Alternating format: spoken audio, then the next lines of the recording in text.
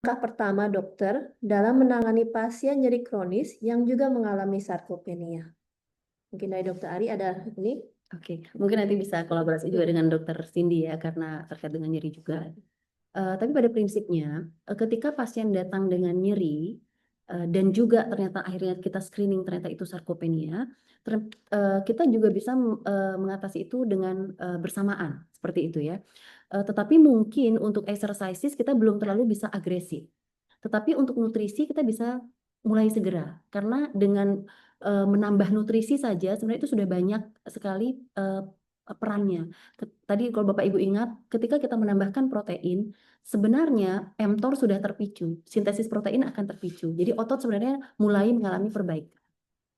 Tapi saya ketika ada pasien sarkopenia yang mengalami nyeri, saya akan selalu berkolaborasi. Antara saya rujuk ke tergantung kasusnya ya, misalnya ke neurologi, ke pain spesialis, atau ke ortopedi. Jadi kita berkolaborasi karena saya juga harus mencari tahu apakah memang ada organ spesifik atau site spesifik yang perlu diatasi seperti itu. Misalnya Dr. Cindy mengatasi low back pain atau HN pain dan seterusnya. Nah, itu juga perlu diatasi dulu. Nah, ketika nyerinya sudah berkurang, maka di situ exercises bisa masuk. Bapak Ibu bayangkan kalau kita sedang nyeri, pasti kita memang akan cenderung takut untuk bergerak, membatasi pergerakan, dan itu sebenarnya sangat wajar. Tapi jangan sampai itu menjadi berkelanjutan, gitu ya. Nah, kalau saya ada pasien sarkopenia dan nyeri, saya pasti atasi dulu. Saya akan edukasi nutrisinya, saya perbaiki vitamin D-nya, kemudian saya rujuk untuk penanganan nyerinya. Nah, menarik sekali sebenarnya buat Bapak Ibu kalau kita banyak membaca tentang penanganan nyeri kronis ya. Pertama, jika memungkinkan misalnya non intervention ya. Jadi tanpa invasif misalnya. Jadi apakah obat-obatan.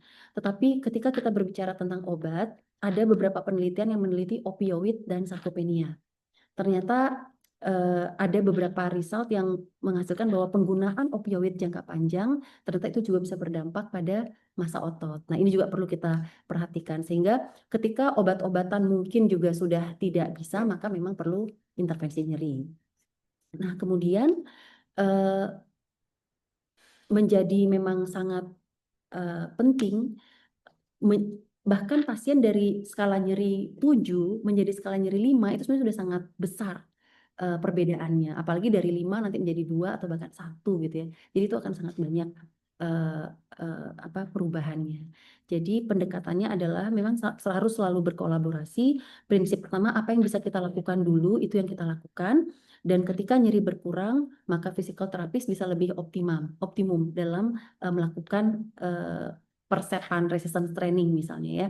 Bisa squat, bertahap saja calf raise, apapun yang bisa dilakukan bertahap. Bahkan Bapak Ibu, saya membaca penelitian dilakukan di Thailand, sampelnya sangat sedikit ya, memang sekitar kurang dari 100 sampel. Mereka melakukan 3 gerakan saja selama 12 minggu untuk mengevaluasi ada perbaikan tidaknya terhadap kekuatan otot. Mereka melakukan gerakan duduk berdiri dengan bantuan kursi. Jadi squatnya dilakukan dengan bantuan kursi, jadi menjadi sit to stand, dan ini sangat-sangat aman untuk lansia. Kemudian yang kedua adalah menjinjit, sangat-sangat mudah. Kalau takut jatuh bisa berpegangan dengan kursi atau meja. Kemudian yang ketiga adalah mereka namanya thigh raise atau menaikkan paha ke samping kiri dan kanan. Jadi 3 gerakan ini dilakukan minimal 3 set dan 10 repetisi. Itu selama 12 minggu ternyata dampaknya sangat luar biasa. Nah, jadi kita bisa kok. Misalnya pasien nyeri sudah berkurang, ya masuk exercise-nya misalnya menjinjit dulu. Jadi di poliklinik saya sangat-sangat sering meminta pasien untuk melakukan 3 hal ini saja di rumah. Jadi jangan sampai gerakan yang terlalu rumit misalnya. Dan itu banyak pasien juga yang mau melakukan rutin itu laporannya bagus. Jadi ada yang, saya punya pengalaman ibu-ibu usia 79 tahun, ada osteoartritis di lutut, ortopedi mengatakan perlu operasi, tapi ibu takut dan tidak mau. Saya cek vitamin D kurang, saya obati vitamin D-nya, saya atur lagi proteinnya. Kemudian saya mulai latih ibu untuk aerob exercises berupa sepeda statis, dan kemudian exercises resistance training seperti 3 gerakan itu, dan ibunya mengatakan bergerak lebih bagus, merasa lebih seimbang, bergerak lebih cepat. Nah, Bapak Ibu, dengan hal-hal simpel seperti itu saja sebenarnya kita sudah banyak bisa memberikan perubahan gitu ya pada pasien, dan nyeri pun ibunya bilang berkurang. Nah, di situ yang saya juga ingin sampaikan kepada kita semua bahwa oh kita perlu nih meningkatkan awareness kita terhadap kondisi ini. Mungkin itu ya dok. Iya, setuju Dokter Ari. Jadi kalau saya pun setuju kalau kita ada pasien pertama, kita assessment, bila memungkinkan kita mulai dengan konservatif treatment ya, nggak langsung kita pain intervention.